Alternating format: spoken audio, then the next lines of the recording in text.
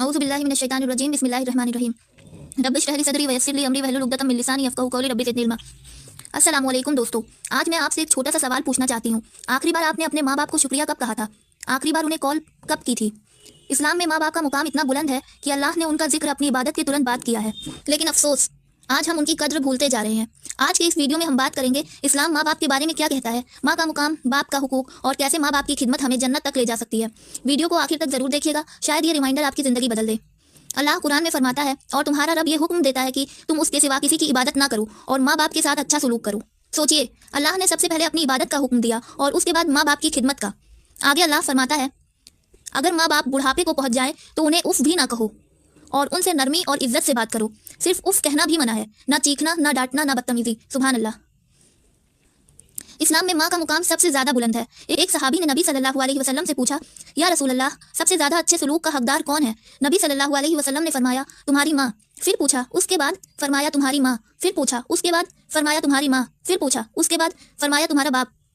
3 मरतबा माँ का नाम लिया गया। क्यों? क्योंकि माँ 9 महीने तक तकलीफ उठाती है, पैदाइश का दर्द बर्दाश्त करती है, रात रात भर जागती है, अपनी नींद सुकून सब कुर्बान करती हैं। इसीलिए नबी सल्लल्लाहु अलैहि वसल्लम ने फरमाया, जन्नत माँ के कदमों के नीचे है। अगर जन्नत चाहिए तो माँ की खिदमत करो। बाप अक्सर खामोश होता है, वो दिन रात मेहनत करता है, अपनी ख्वाहिशें कुर्बान करता है, अपना दर्द छुपा लेता है। नबी सल्लल्लाहु अलैहि वसल्लम ने फरमाया, बाप जन्नत का दरमियानी दरवाज़ा है। मतलब अगर बाप को खुश रखा, जन्नत का दरवाज़ा खुला, और अगर बाप को तकलीफ दी तो दरवाज़ा बंद। चाहे बाप सख्त मिजाज हो, फिर भी इस्लाम हमें इज्जत और अदब का हुक्म देता है। जब माँ बाप बूढ़े हो जाते हैं तो वो बच्चों की तरह हो जाते हैं, कभी कमज़ोर, भूलने वाले, ज़्यादा बात करने वाले। लेकिन अल्लाह ने कुरान में खास तौर पर बुढ़ापे का जिक्र किया। नबी सल्लल्लाहु अलैहि वसल्लम ने फरमाया, वो शख्स बर्बाद हो गया जिसके माँ बाप बुढ़ापे को पहुंच गए और उसने उनकी खिदमत करके जन्नत हासिल ना की। माँ बाप की खिदमत बोझ नहीं, ये जन्नत का मौका है।